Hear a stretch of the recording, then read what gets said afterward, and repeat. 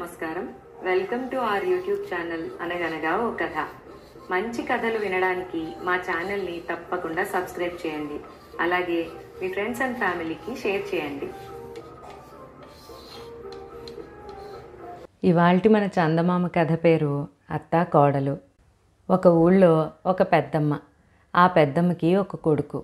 పెద్దమ్మ కొడుక్కి పెళ్ళీడు వచ్చింది. పెద్దమ్మ తన కొడుక్కి మంచి అందమైన పిల్లని చూసి పెళ్లి చేసింది. పెద్దమ్మ కోడలు కొద్ది రోజుల్లోనే కాపురానికి వచ్చింది. అత్తలేని కోడలు ఉత్తమరాలు అని సామెత. అందుచేత పెద్దమ్మ కోడలు తన అత్తగారు పోతే తాను మొగుడు హాయిగా ఉండొచ్చు కదా అని, తనను అందరూ మంచి కోడలు అనుకుంటారు కదా అని అనుకుంది.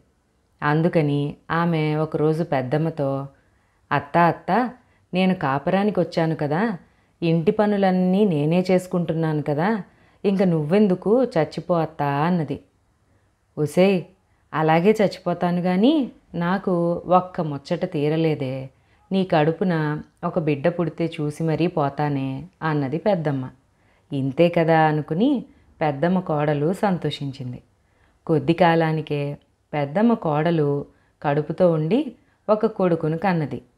పెద్దమ్మ మనవణ్ణి ఎత్తుకుని ఎంతో సంతోషించింది. అత్త మనవణ్ణి కళ్ళారా చూసావు కదా, ఇంక చచ్చిపో అత్తా అన్నది పెద్దమ్మ కోడలు. కాస్త ఓపిక పట్టవే, మనవడి అచ్చట్లు ముచ్చట్లు చూసుకుని పోతానులే, వాడికి పుట్టు వెంట్రుకలు తీసి అక్షరాభ్యాసం అయ్యేదాకా ఉండి అప్పుడు పోతాను అన్నది పెద్దమ్మ. అలా 5 ఏళ్ళు గడిచాయి. పెద్దమ్మ మనవడి అక్షరాభ్యాసం చేశారు. ఇంక నువ్వు చచ్చిపో అత్తా అన్నది పెద్దమ్మ కోడలు మళ్ళీ. మనవడికి కాస్త జంజపోగు పడనీవే, ఒడుగయ్యాక పోతాను అన్నది పెద్దమ్మ. కొంతకాలానికి పెద్దమ్మ మనవడికి ఉపనయనం చేశారు. ఇంక నువ్వు చచ్చిపో అత్తా అన్నది పెద్దమ్మ కోడలు. ఏదైతే అయ్యింది, మనవడి పెళ్ళి కళ్ళారా చూసిపోతానే అన్నది పెద్దమ్మ. పెద్దమ్మ మనవడికి పెళ్లి వయసు వచ్చింది. మంచి సంబంధం చూసి పెళ్లి చేశారు.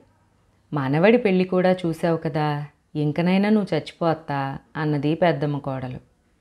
మరేం లేదు కానీ మనవడు వాడి భార్య చిలక గోరింకల్లా కాపురం చేస్తుంటే చూసి మరీ పోదామనుందే అన్నది పెద్దమ్మ.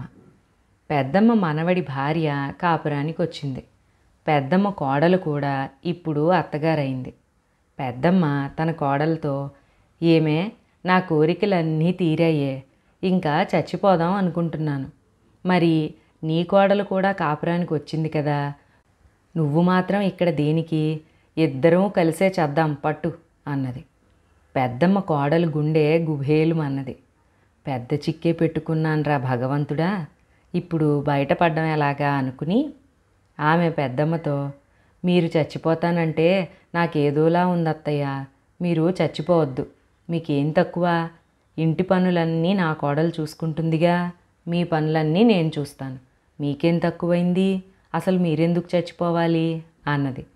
పెద్దమ్మ కోడల్లో మార్పుకు నవ్వుకుని కోడల చేత సమస్తమైన ఉపచారాలు చేయించుకుంటూ హాయిగా ఉన్నది.